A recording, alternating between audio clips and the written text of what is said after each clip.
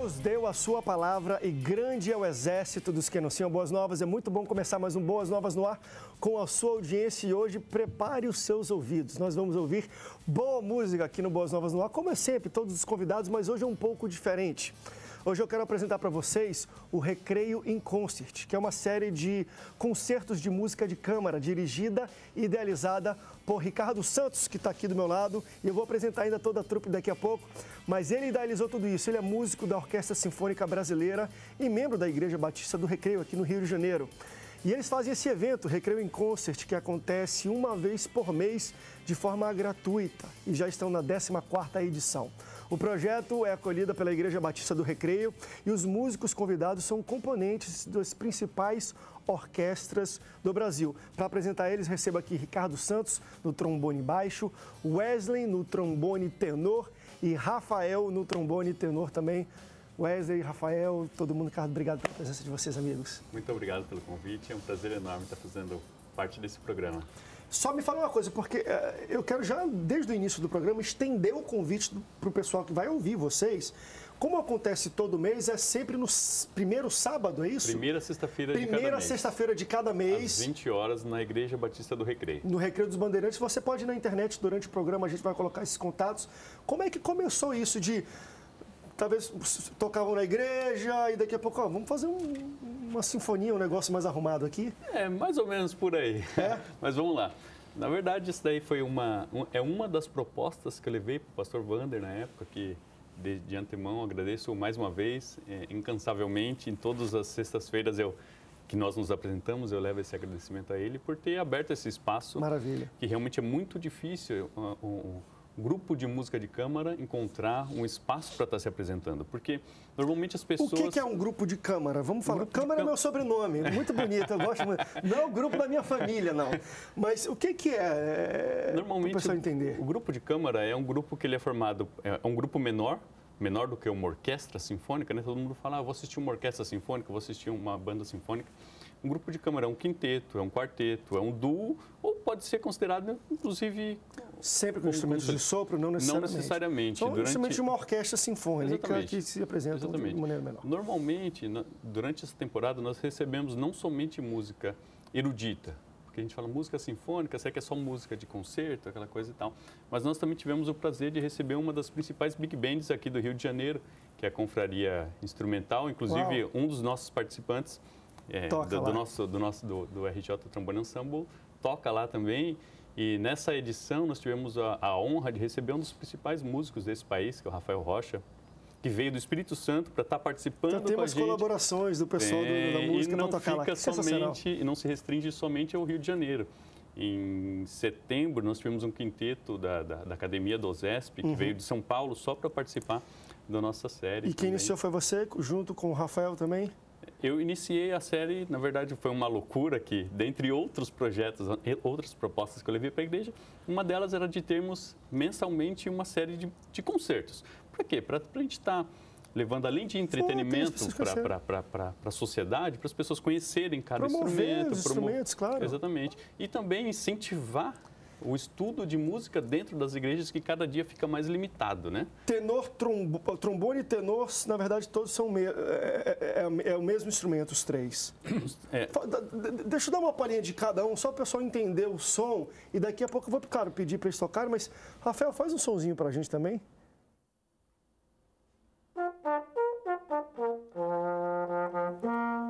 Wesley, manda um...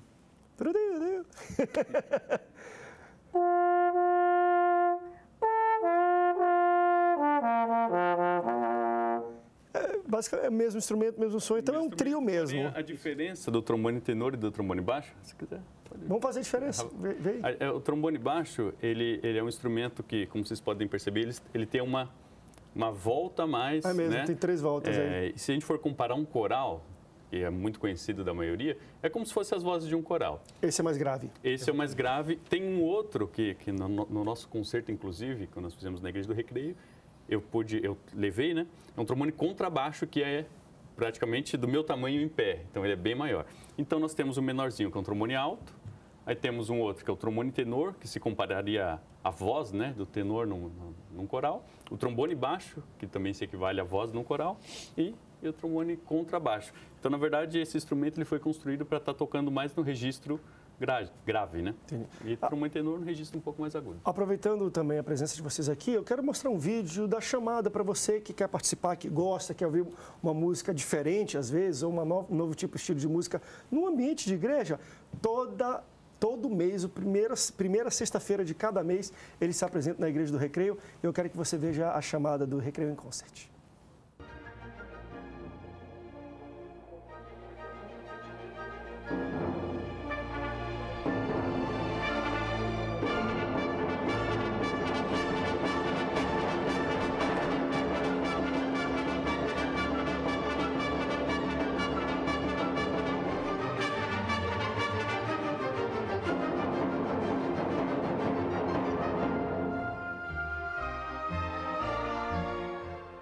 Esse foi o vídeo de novembro, vocês vão se apresentar agora em dezembro, no dia... No dia 2 de dezembro. 2, acho que, enfim, amanhã, depois de amanhã, já está chegando esse dia. Você que está assistindo aí, mora pelo Rio de Janeiro, está visitando, vocês têm que ouvir um pouco disso. Eu vou pedir para vocês tocarem um pouquinho para a gente aqui agora. Estamos falando muito, vamos ouvir aqui esses instrumentos bonitos aqui.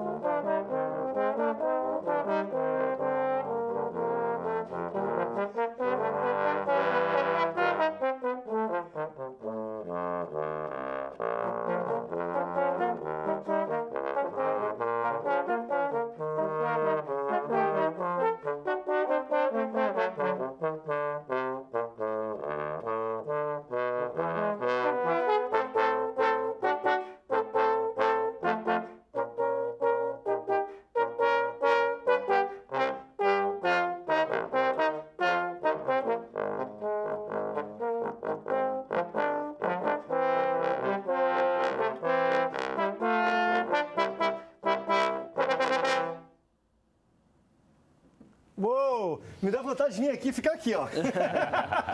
Gente, para que serve essa manivela aqui? Tem uma manivela, eu pensei que fosse para sustentação e eu vi que ele fica Não apertando. somente. Na verdade, esse instrumento, o trombone, ele é construído em si bemol. Quando eu aciono esse primeiro recurso, você viu? Um sustenido, um negócio. Ele vira Fá. Ok. Se eu aciono esse segundo recurso aqui, ele se torna em Sol. Então, na verdade, essa daí é uma das grandes diferenças do trombone baixo e do trombone tenor. O trombone tenor tem apenas uma chave. Enfim, quem está acostumado piano ou violão que tem as marcações das notas, aí é muque mesmo, né? Na distância que está aqui que tu sente. Como é que tu mede Aqui, assim? na verdade, acaba sendo muito parecido com um violino, né? Porque o violino não tem as marcas. Ele tem 4 cordas, mas o violinista tem que ter uma memória muscular. Sensibilidade. E também tem que treinar o ouvido para ele acostumar onde ele está colocando o dedo na corda e o que ele está ouvindo, se está correto. Então, para a gente é a mesma coisa. A gente tem que treinar a nossa memória. Assim, me dá um ré. Eu vou da primeira soprada, tu já coloca lá? Sim. Dá um ré para mim. Realmente é um ré.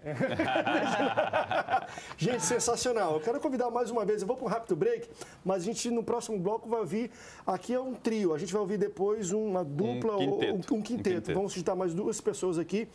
Só para a gente, antes de ir para o intervalo, as músicas e as obras, vocês tocam música clássica, música sacra, tem uma mistura, como é que é isso? No repertório do RJ Trombone Ensemble, nós temos, primeiro, que diversas formações, do trio, quinteto, como é a próxima que nós vamos tocar, temos algumas obras que é para septeto, octeto, né? Então já é um grupo de trombones bem maior, e dentre elas música sacra também, e a música tradicional do repertório escrita para trombone, como o caso desse trio que nós tocamos, que ela se chama Eagle Hawk. Eagle Hawk. Do compositor americano Eric Weisen, escrito originalmente para essa formação. Poxa, de muito 2 bom, trombones tenor e um trombone baixo. Daqui a pouco a gente volta para vocês tocarem um pouco mais e você não sai daí de casa, que a gente volta já já.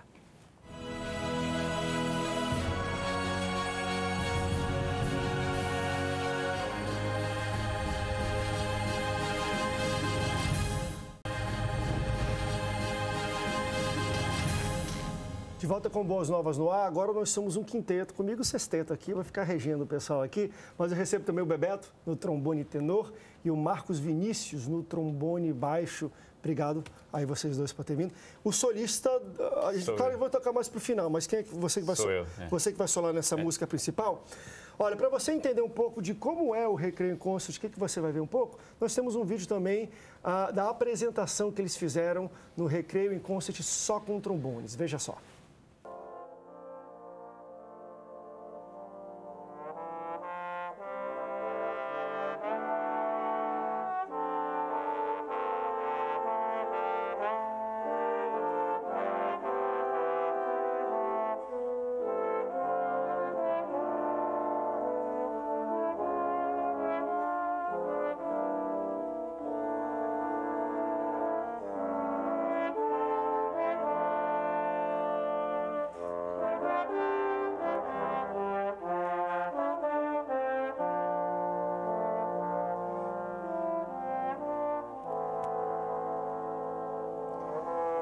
Estou com um quinteto aqui agora. Vocês são todos relativamente novos. Acho que pelo menos 2 de vocês também estão com microfones, podem falar. Vocês começaram a tocar muito cedo? Os pais de vocês são músicos? Porque assim, o trombone não é um instrumento que uma criança... Assim, eu toco bateria, então porque bateria todo mundo mais popular, cool, é popular, eu quero ser bateria. Todo mundo quer ser baterista. É difícil você ver, hein, Rafael? Pai, me dá um trombone, eu quero tocar um trombone. Como é que foi esse amor pela música e por esse instrumento com vocês?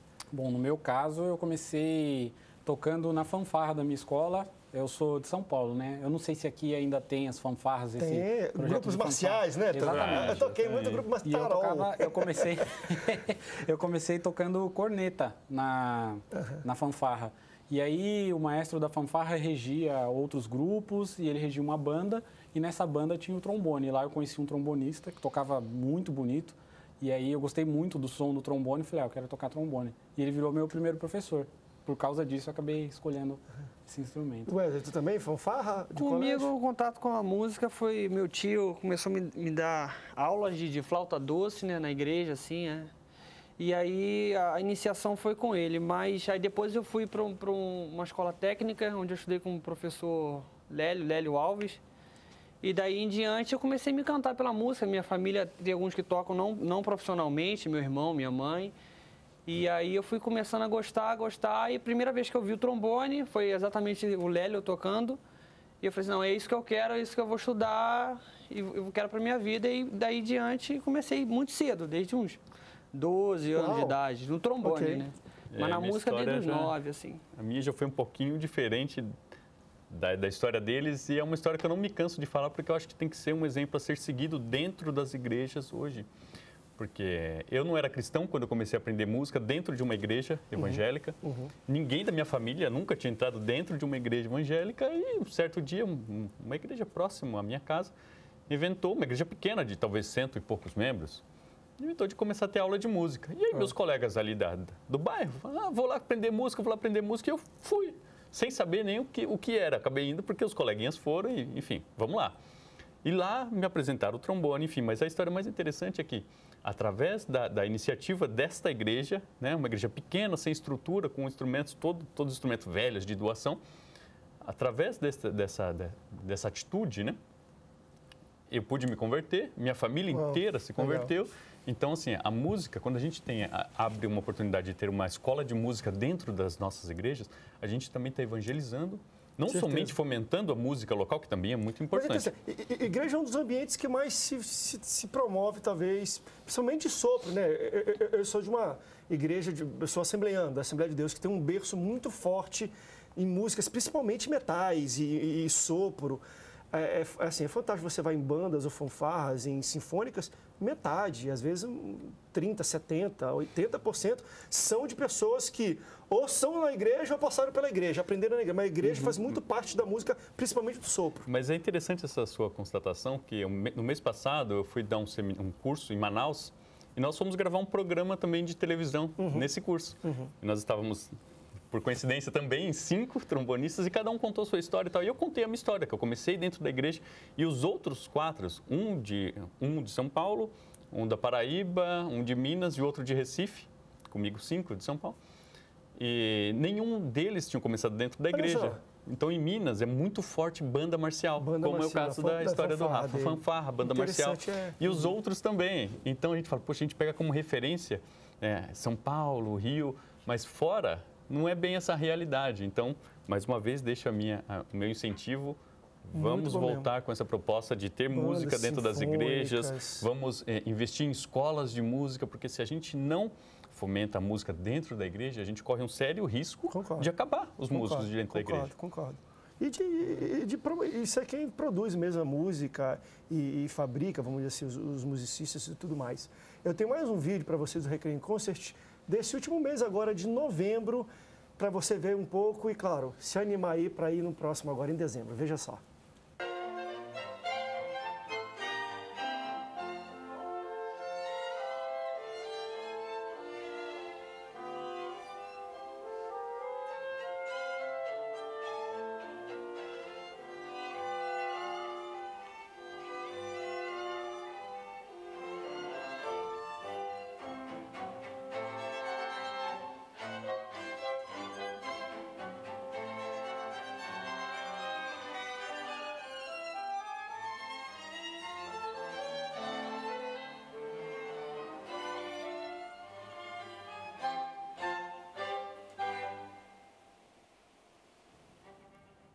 Uma coisa que está me impressionando muito nessa apresentação, e até em vocês, repetindo o que eu vou falar de novo, vocês são jovens, são muito novos.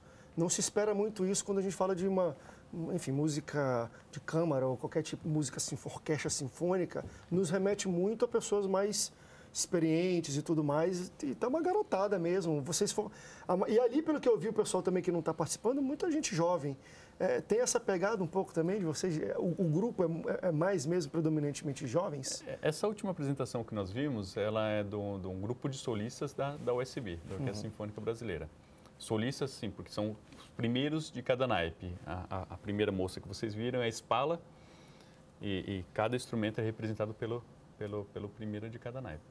E a Orquestra Sinfônica Brasileira, ela tem uma característica interessante, que ela é formada, uma grande maioria, o Rafael também é músico da USB, inclusive o primeiro trombone solista da orquestra, e ele pode não me deixar mentir sozinho, mas a gente pode constatar que a grande maioria da orquestra são de pessoas... De menos de 40 anos, Menos de 40 anos. Que é bem jovem isso. Sim, eu não esperava ter isso mesmo, de fato. Na verdade, assim, a gente começa a estudar música desde pequeno, né? Como o Wesley falou, ele começou com 12 anos. A gente começa desde pequeno e depois de alguns anos a gente já está tentando conseguir um lugar no mercado de trabalho, né?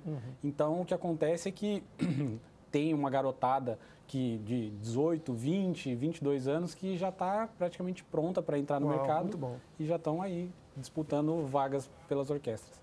Vocês, o grupo, vivem disso? É difícil de viver de música? Me fala de vocês, do grupo. No meu caso, eu sou músico da Orquestra Sinfônica Brasileira, né? Um músico, Então, claro. um músico profissional, e eu vivo única e exclusivamente de música. Muito bom isso. No nosso grupo, eu quero até que o Rafa fale um pouquinho sobre como a gente iniciou essa proposta do RJ Trombone Ensemble, porque dentro desse grupo nós temos os músicos profissionais e temos outros músicos que estão se profissionalizando, como é o caso do Max Vinícius. Então tem um negócio de pegar a gente e profissionalizar. Me fala isso, que depois eu quero que vocês toquem para terminar, que o tempo já está me pegando. O caso do Max Vinícius, ele é um aluno meu, que legal. E ele tem se destacado muito. Então, para nós é uma grande honra ter pessoas como ele, como Wesley, que é aluno do Rafael. Hoje o Wesley já está se profissionalizando. Hoje ele trabalha como contratado na Orquestra do Teatro Municipal, né? Como músico convidado. Então, tem o Bebeto, que também tem uma outra linhagem, que é mais da música popular, mas é uma honra ter, cara. Foi essa a nossa ideia, né? Nossa ideia foi, eu e o Ricardo, a gente sempre teve o desejo de tentar trazer. A gente chegou aqui no Rio de Janeiro, não conhecia todo mundo, e a gente queria fazer alguma coisa para conhecer mais os outros músicos e também a gente divulgar de alguma forma o trabalho que a gente faz. Então, a gente decidiu criar esse grupo com alunos e também com outros músicos que já estavam trabalhando no mercado para poder fazer essa troca de informações e divulgar a música que a gente gosta de tocar. Aqui, com esse grupo, a gente não tem o intuito principal de ganhar dinheiro. O nosso foco aqui é divulgar a música. Apresentar. Nessa sexta-feira, então, deixando o convite, eu vou terminar por aqui, mas a gente vai ficar agora com o nosso quinteto aqui de trombones tocando para você. Nesta sexta-feira, na Igreja do Recreio, você é o nosso convidado. Durante o programa, a gente colocou os contatos e os sites para vocês se informarem um pouco mais sobre esse trabalho deles, tá bom? Gente, obrigado pela presença de vocês. Muito obrigado. Parabéns pelo projeto. Vou tentar ver se na sexta-feira sai mais... Que horas começa lá? 20 horas. Então dá para sair, dá tempo de sair daqui e pegar um pouquinho também. Eu gosto muito de música. E obrigado pela presença, obrigado pela sua audiência. E a gente vai terminar com o quinteto.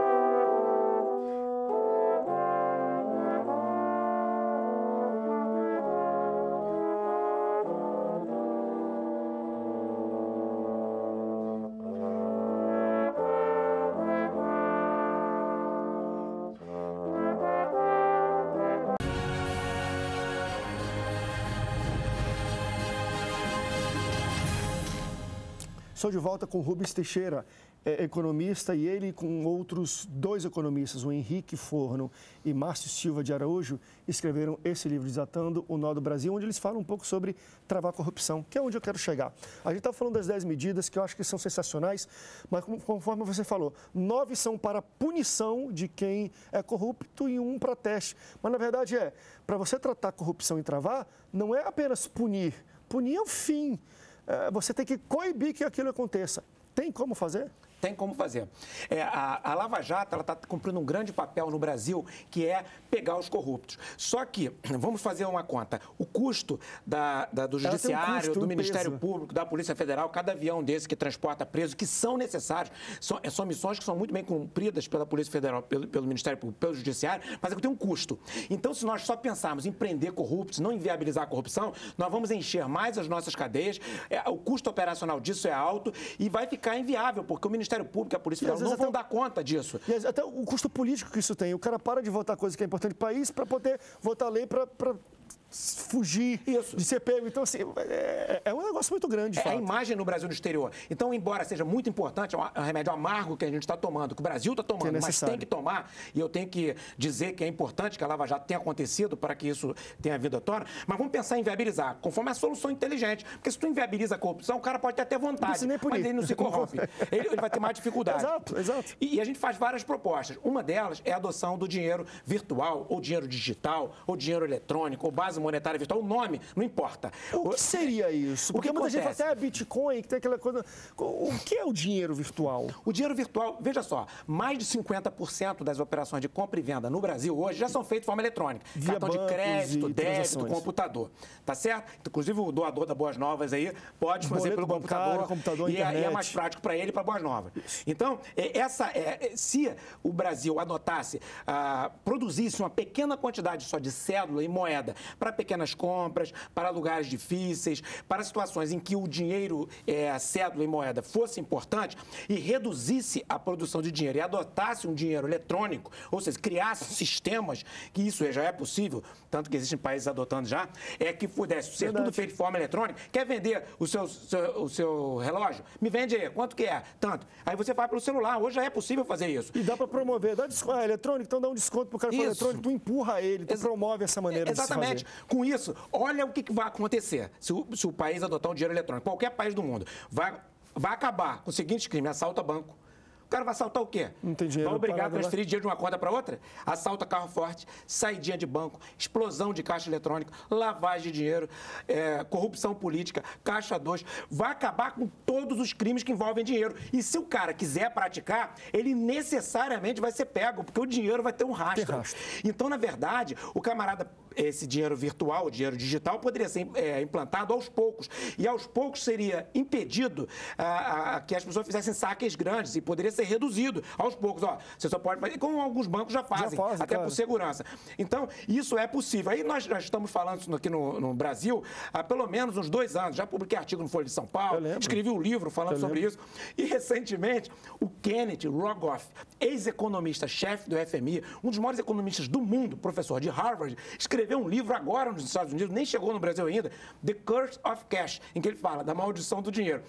Ele fala um livro inteiro, exatamente o que a gente está falando, e no sentido de dizer que se os países adotarem dinheiro digital, dinheiro eletrônico, dinheiro virtual, vai inibir a prática de crimes que envolvem dinheiro. E essa semana saiu uma reportagem numa revista de grande circulação de que a Suécia, que foi o primeiro país a adotar cédula e moeda, isso há 300 anos atrás, 350 mais ou menos, foi uma década, foi em 1660, se não estou enganado, foi o primeiro país a adotar caixa eletrônico há quase 50 anos atrás, agora é pioneiro e é o primeiro país a adotar o dinheiro digital. Então, isso vai colocar a população mais segura, porque não vai ter assalto a carro forte, explosão de caixa eletrônica, essas coisas, não vai ter assalto para pegar dinheiro na rua das pessoas, o bandido não vai ter como fazer isso, e vai acabar com a corrupção, especialmente a política. E eu me pergunto, por que o Brasil, que está numa crise violenta, moral e ética, não implanta, e nós temos um dos melhores sistemas de pagamento do mundo. O Banco Central do Brasil é capaz de implantar. Quem está falando aqui é alguém que trabalha no Banco Central. Então, o Brasil é conhecido por isso. O sistema bancário como um todo no Brasil ele é muito respeitado e é um dos mais avançados do mundo, né? Olha só, muita gente não sabe, mas o Brasil, há cerca de 30 anos atrás, criou uma Câmara de Compensação de Título. Então, os títulos bancários, títulos públicos, que eram em papéis, há 30 anos atrás passou a ser eletrônicos. Então, não existe papel. É tudo digital, é tudo virtual. E funciona muito bem. Na época, colocava... Entre bancos, por que se título pode, por que dinheiro não pode? Ou seja, não implanta porque não quer e isso favorece a continuidade da corrupção. Eu tenho só 2 minutos. Hoje, como a gente fala de crise, claro que crise política e econômica, mas eu boto como uma grande crise que o Brasil vive, de fato, uma recessão, desemprego, enfim. O quanto disso você daria responsabilidade pela questão política voltada à corrupção, necessariamente? Ou o desenrolar da corrupção, né? Para de trabalhar porque quer aprovar lei que não tem nada a ver, mas o maior peso dessa recessão que vivemos hoje é a corrupção? É difícil mensurar. É a mesma coisa você falar qual um paciente que está no CTI com pneumonia e tem um médico doido que dá remédio errado, que transmite bactéria para ele, você não sabe. É uma coisa difícil de mensurar. Eu posso afirmar que se o Brasil tivesse baixos índices de corrupção, talvez não tivesse entrado sequer nessa crise. Okay. Ou seja, o impacto seria pequeno. Então, eu posso dizer que a corrupção ela empurrou o Brasil para uma situação difícil e mantém. Por quê? Porque hoje a Petrobras chegou a ter, vamos dizer assim, 12% do PIB do Brasil quando estava no auge. A corrupção fez com que isso caísse muito. E outras coisas mais que se desdobraram, né? Quanto tempo? A gente tem 1 minuto, Thiago, 2 minutos. Quanto tempo você entende que leva... não para chegar ao que era, mas para a gente começar a ver melhorias nisso no Brasil, porque parece que ainda está afundando um pouco, né? A gente ainda ou se for ver no gráfico, é um gráfico que ainda vai descer um pouco, ou não. Quais são as suas perspectivas para o Brasil, principalmente na área da economia? Crise não dá para você dizer com objetividade, né? Existem muitas incertezas, mas eu posso afirmar o seguinte, que à medida que o povo pressionar e o governo tomar as medidas mais corretas, independente do governo ser corrupto ou não, ou se independente do médico ser um bêbado, ser um doido ou não, se ele tomar as medidas certas no paciente, a economia melhora. Como a economia ela costuma se recuperar sozinha, e já está se recuperando, que ela está destruindo emprego, está gerando inflação, reduzindo salário, ela vai destruir um monte de coisa e vai se recuperar sozinho, igual a unha. A gente espera que nos 2 anos, mais ou menos, a gente já tenha sinais de melhoria. Obrigado pela sua presença, meu amigo. Desatando a Nó do Brasil, propostas para destravar a economia e travar a corrupção nas melhores bancas de todo o Brasil, para você aprender um pouco mais de como a gente pode sair e sonhar com um Brasil melhor nesses 2 sentidos. Muito obrigado pela sua audiência, Deus te abençoe. Até o próximo Boas Novas no Ar. Tchau, tchau.